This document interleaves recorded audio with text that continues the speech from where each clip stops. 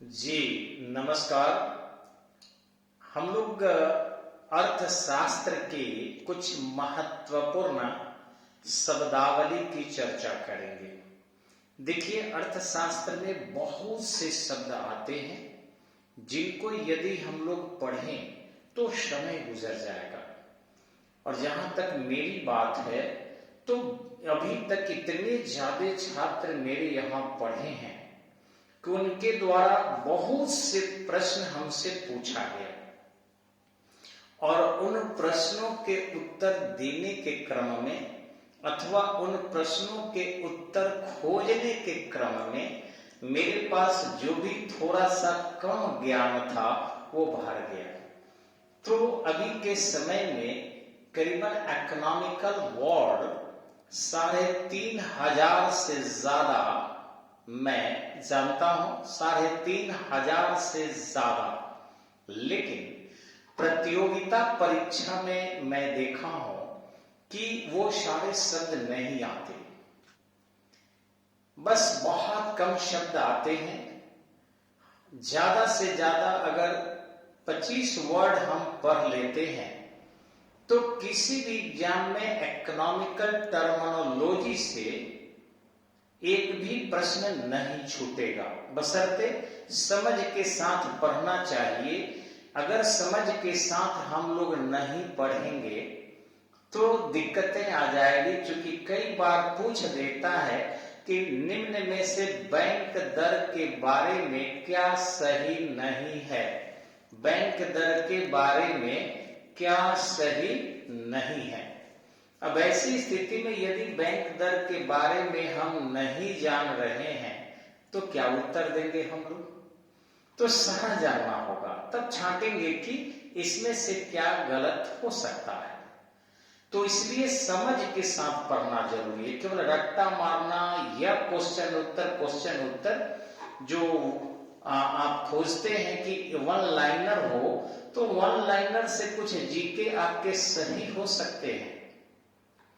आप प्रतियोगिता परीक्षा में कटअप से 10 अंक कम तक जरूर रख सकते हैं, लेकिन ध्यान रखिएगा मेरे शब्द को, सफल नहीं होंगे।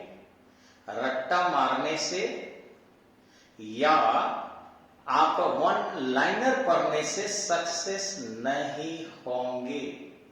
4 साल 5 साल 6 साल गुजर जाएगा और अफसोस के अलावा कुछ भी नहीं मिलेगा। अतः एक बेहतरीन अनुभव शेयर कर रहा हूं कि आप समझ के साथ पढ़ेंगे और फिर आप सफल होंगे। असफल होने का सवाल ही नहीं होता। जी। तो देखिए, एक एक वर्ड करके बिना समय गंवाए हम लोग आ जाए। जैसे बैंक दर, तो रिजर्व बैंक वाणिज्यिक बैंकों से जिस दर पर ब्याज लेता है, रिजर्व बैंक ऑफ इंडिया जो वाणिज्यिक बैंक है उससे रजिस्टर्ड बैंक है, उनको कुछ राशि देता है और उस राशि के बदले जो ब्याज लेता है, आरबीआई हम लोगों को लोन नहीं दे सकता है, वो बैंकों का बैंक है। तो बैंकों को जिस दर पर वो कुछ धनराशि देता है उस ब्याज दर को ही बैंक दर कहते हैं। अब ध्यान रखेंगे कि इसके माध्यम से धन उधार लेने के लिए वाणिज्यिक बैंक जो है अपने बिल का प्रयोग करते हैं। और ध्यान रखेंगे, यदि बैंक दर बढ़ा दिया आरबीआई ने तो बैंकों के पास मुद्रा कम हो जाएगी, तो बाजार में मुद्रा कम हो जाएगी। और यदि आरबीआई अपना ब्याज दर कम कर दिया, यानी कि बैंक रेट कम कर दिया, तो जो अन्य बैंक है वो सस्ते दर पर लोगों को लोन देने लगेंगे और बाजार में रुपया बढ़ जाएगा।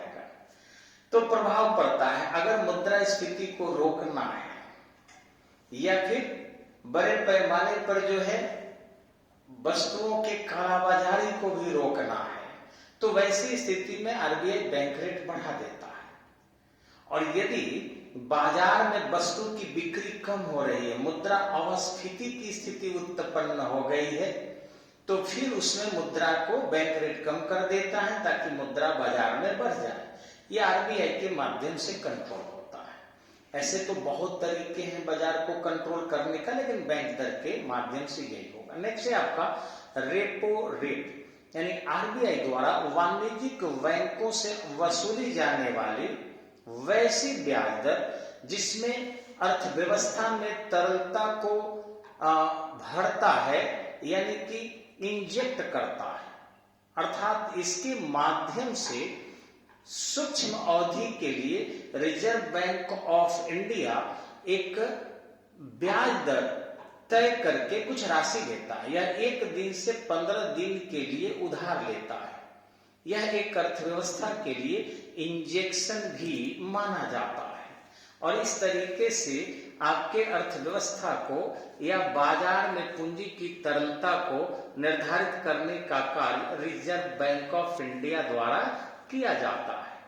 रिवर्स रेपो रेट देखिए, जिसको हम बोलते हैं triple R, reverse repo rate. ये क्या है कि यह एक ऐसी ब्याज दर होती है जिसके आधार पर रिजर्व बैंक आरबीआई बैंकों के पास पड़ी हुई अतिरिक्त तरलता को सोखने का या कम करने की कोशिश करता है। यानी उसके पास यदि पैसा ज्यादा हो गया है बैंकों के पास, तो उनको कुछ ब्याज देकर और फिर उस राशि को अपने पास मंगवा लेता है ताकि बैंकों के पास तरलता की कमी हो जाए।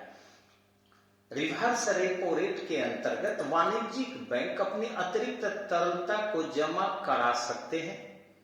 हमेशा ध्यान रखेंगे कि रेपो दर तथा रिवर्स रेपो दर दोनों के बीच एक निश्चित दूरी रखी जाती है। रेपो रेट या रिवर्स रेपो रेट दोनों के बीच एक इसलिए दूरी रखी जाती है जिसका परिणाम यह होता है कि रेपो दर की दिशा में होने वाला परिवर्तन, रेपो दर की दिशा में होने वाला जो भी परिवर्तन है उसका प्रभाव रिवर्स रेपो रेट पर भी पड़ता है। अगर रेपो रेट बढ़ा दे और रिवर्स रेपो रेट कुछ भी न करे तो वो भी प्रभावित हो जाएगा। अतः जहां रेपो रेट की तरलता के लागत को प्रभावित करती है, वहीं रिवर्स रेपो रेट उनकी मात्रा को प्रभावित करती है। तरलता और मात्रा ये दोनों को प्रभाव में लाने का कार्य रेपो रेट और रिवर्स रेपो रेट दोनों करती है। अब देखेंगे आप एक और शब्द आता है मार्जिनल स्टैंडिंग फैसिलिटी, जिसको शॉर्ट में MSF कहते हैं। ये सब पढ़ना चाहिए बच्चों को, ये छोड़कर निकल जाते हैं बच्चे। तो मार्जिनल स्टैंडिंग फैसिलिटी ये है क्या? तो रिजर्व बैंक ऑफ इंडिया वाणिज्यिक बैंकों के, ध्यान से सुनेंगे, रिजर्व बैंक ऑफ इंडिया जितने भी उनके अनुषंगी बैंक हैं उन बैंकों के ओवरनाइट लेंडिंग करता है। अर्थात MSF के अंतर्गत वाणिज्यिक बैंक आरबीआई से ओवरनाइट के लिए अपने net demand and time liabilities के 1% तक उधार ले सकता है। अब जब 1% तक उधार लेगा तो MSF की दर रेपो रेट से 1% हमेशा अधिक रखा जाता है। रेपो रेट जो है आपका वो हमेशा ही MSF की दर से 1% अधिक होता है। अब है एक बेस रेट जिसको हम आधार दर कहते हैं। ये 2010 में दीपक मोहंती समिति के सिफारिश पर बेस रेट जो है एक नया वर्ड आया, जिसमें भारत के प्रत्येक नागरिक, भारत के जितने भी नागरिक है, यदि बैंकों में अपना सेविंग अकाउंट रखे हैं तो उस आधार पर न्यूनतम ब्याज दर की एक गणना की जाती है, जिसके नीचे ग्राहकों को धन उधार नहीं दे सकता। कारण है कि यदि बैंकों को फ्री दे दिया गया तो अपने संबंधियों को या खुद या किसी गलत व्यक्ति के नाम पर बहुत सस्ते दर पर बैंक से लोन दे देंगे और उसका लाभ वो डायरेक्टली इनडायरेक्टली खुद उठाएंगे। अतः इस पर रोक लगाने के लिए दीपक मोहंती समिति ने कहा था कि एक बेस रेट होना चाहिए और 2010 में इसे लागू भी कर दिया गया ताकि इससे कम दर पर वो किसी को ब्याज न दे, मूलधन न दे, क्योंकि उससे बैंक को हानि होने का खतरा था। नेक्स्ट अब देखेंगे एक दो और महत्वपूर्ण वर्ड आता है CRR, कैश रिजर्व रेशियो।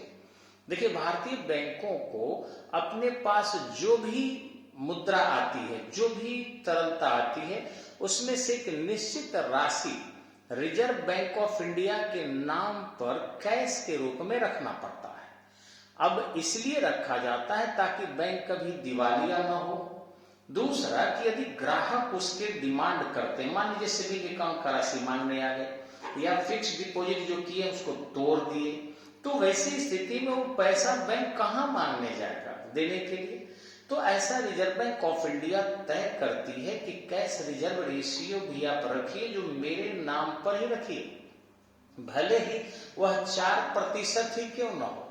अब CRR से होता क्या है कि जो परिवर्तन बैंकों की साख सृजन क्षमता है उनकी गुणात्मकता बढ़ जाती है।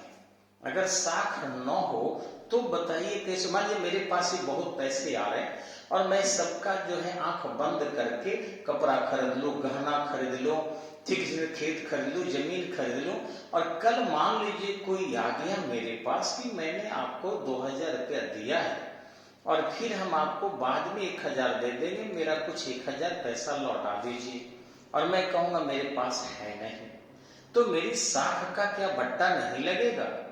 तो कुछ भी हम निवेश करें इसके बावजूद भी कुछ न कुछ कैश रखना पड़ता है ताकि अपने लोगों को अविश्वास के दौर से नहीं गुजारा जाए। और इसके लिए रिजर्व बैंक ऑफ इंडिया ही मानक तय करता है जिसको कैश रिजर्व रेशियो कहते हैं।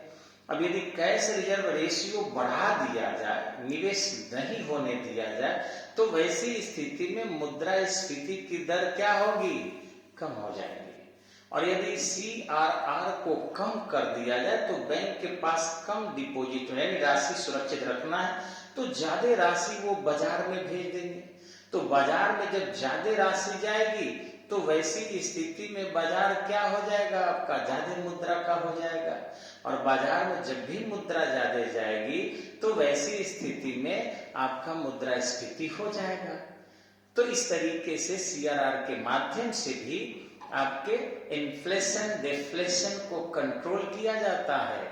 आगे SLR स्टैट्यूटरी लिक्विडिटी रेशियो यानी सांविधिक तरलता अनुपात, स्टैट्यूटरी लिक्विडिटी रेशियो सांविधिक तरलता अनुपात भारतीय बैंकों को, ध्यान से सुनेंगे, भारतीय बैंकों को रिजर्व बैंक ऑफ इंडिया के अनुसार एक न्यूनतम राशि अपने पास रखनी पड़ती है as like cash reserve ratio की तरह, लेकिन यह ज्यादा रहता है, कुछ सोना के रूप में, कुछ आपके सरकारी प्रतिभूति के रूप में, और कुछ आपके नगदी के रूप में, तीनों रूप में रखना पड़ता है, जो लगभग वर्तमान में 19% के आसपास है। अगर वो सारा पूंजी ले, मान लीजिए बैंक, और सारा पूंजी किसी को ब्याज पर दे दे, उद्योगपति को दे दे, या किसी लोन लेने वाले सरकारी योजना के अंतर्गत किसी व्यक्ति को दे दे, और वह व्यक्ति उस लोन की राशि को अन्य ग्राहकों के डिमांड के दौरान वापस नहीं करे, तो आप समझ सकते हैं कि बैंक की साख गिरेगी कि नहीं गिरेगी। तो इसके लिए रिजर्व बैंक ऑफ इंडिया सांविधिक तरलता अनुपात यानी स्टैट्यूटरी लिक्विडिटी रेशियो तय करता है, यह लगभग 19.5% के आसपास है। अब सब इसमें जो आजकल आ रहा है open market operation, open market operation यानी वाणिज्यिक बैंकों से बॉन्ड जब रिजर्व बैंक ऑफ इंडिया खरीदता है, जो भी वाणिज्यिक बैंक है, कमर्शियल बैंक है या शेड्यूल्ड बैंक है, उनसे रिजर्व बैंक ऑफ इंडिया जब अपना बॉन्ड खरीदे या अपना बॉन्ड उसे बेचे तो उसे ओपन मार्केटिंग पॉलिसी या ऑपरेशन कहते हैं। इससे होता क्या है कि वो अपना खुद बॉन्ड उसको बेच भी रहा है और खरीद रहा है, अर्थात इसमें किसी प्रकार का कोई प्रतिबंध नहीं है। तरलता को बढ़ाने के लिए reserve bank of India bond को खरीदता है। और ध्यान रखेंगे, जब उसे बॉन्ड खरीदेगा तो कागज लिया और नगद दिया। और यही यदि तरलता को कम करना होता है तो अपना क्या करता है, वो बॉन्ड बेचना शुरू कर देता है कि भाई कागज अपना लीजिए और नोट हमको दीजिए। तो बैंकों के पास बजाने के लिए झुनझुना खाली कागज रह जाता है। अब कागज रख लिए और नोट ले लिया तो बैंकों के पास पैसा नहीं रहा, तो बाजार से पैसा गायब हो गया। तो ये तरीका अपनाया जाता है रिजर्व बैंक ऑफ इंडिया द्वारा ओपन मार्केट ऑपरेशन के माध्यम से। अब रही बात, आप देखे होंगे इन शब्दों में आता है एक priority sector lending certificates. Priority sector lending certificates, इसमें होता क्या है कि जो बैंक अपने पीएसएल के अंतर्गत, यानी कि प्राइवेट या प्रायोरिटी सेक्टर लैंडिंग है, पीएसएल की आवश्यकता से अधिक अगर संबंधित क्षेत्रों को ऋण देते हैं तो उन्हें यहाँ जो भी ऋण देते हैं उनके प्रमाण पत्र भी दिए जाते हैं, यानी सर्टिफिकेट भी दिए जाते हैं। अतः इस प्रमाण पत्र को कोई भी व्यक्ति या बैंक खरीद सकता है, और यदि अपने लक्ष्य को वो पूरा नहीं कर पाता है तो वैसी स्थिति में इसे 4 सेक्टर में निवेश कर देता है। जैसे कृषि क्षेत्र हुआ, छोटे सीमांत कृषक हुए, सूक्ष्म उद्यमी हुए, सामान्य लोग हुए।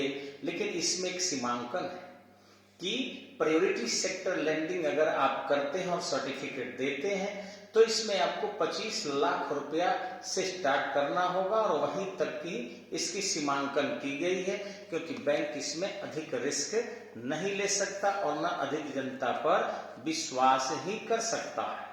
लेकिन ध्यान रखेंगे कि भारत में इस तरीके से जो है कई इकोनॉमिकल वर्ड है, जैसे हॉट करेंसी है, हार्ड करेंसी है, सॉफ्ट करेंसी है, सॉफ्ट लोन है, ब्रिज लोन है, आर्बिट्रेज है, ये सब शब्द आते हैं। लेकिन वीडियो कहीं ज्यादा लंबा ना हो जाए और आप देखते देखते सुनते सुनते थक न जाइए, इसलिए इस इकोनॉमिकल वर्ड की जानकारी आपको जस्ट इसके बाद के वीडियो में मिलेगी थोड़ी देर के लिए, ताकि आप लोग आराम कर लीजिए। और मैं फिर राय दूंगा, इसे सब्सक्राइब भी करें, 1000 बस इसे पहुंचा दीजिए सब्सक्राइबर। उसके बाद देखिए हम लोग आज एक दूसरे के आमने सामने लाइव होकर पढ़ेंगे और बहुत कुछ आपके प्रश्नों को मैं देखूंगा। अभी तो वीडियो आप देख रहे हैं, मुझे पता भी नहीं चल रहा है कि आप समझ पा रहे हैं कि समझ नहीं पा रहे हैं। बस एक कल्पना कर कर कि इस तरीके से बोलेंगे तो शायद आप समझ पा रहे होंगे, लेकिन जरूरी नहीं कि मैं जो समझ के कर रहा हूं वो आपके लिए हमेशा फायदा में हो। लेकिन आप अगर खुद अपनी बात को बता सकें जो लाइव में ही संभव है, अतः सब्सक्राइबर 1000 पहुंचा दीजिए ताकि लाइव हम लोग शुरू कर दें। उद्देश्य मुनाफा कमाना नहीं है, उद्देश्य है आपकी सेवा करना और बदले में आपके सानिध्य, प्रेम और सहयोग को प्राप्त करना। और साथ ही साथ तत्कालिक उद्देश्य भी पैसा नहीं, यहाँ आपका सहयोग मिलते रहा। और कहीं यूट्यूब महाराज मुझे भी कुछ देने लगे तो बुरा नहीं लगेगा, लेकिन अभी उद्देश्य है कि आपसे रूबरू हो सकूं और केवल एक सुनने वाला छात्र नहीं, लिसनर स्टूडेंट नहीं, बल्कि आप क्वेश्चन करें, पूछें, समझाएं वगैरह वगैरह। इन सब को हम आपसे जो है शेयर कर रहे हैं, तो प्लीज सब्सक्राइब करें और शेयर करें और करवाएं। ठीक है, धन्यवाद, नमस्कार।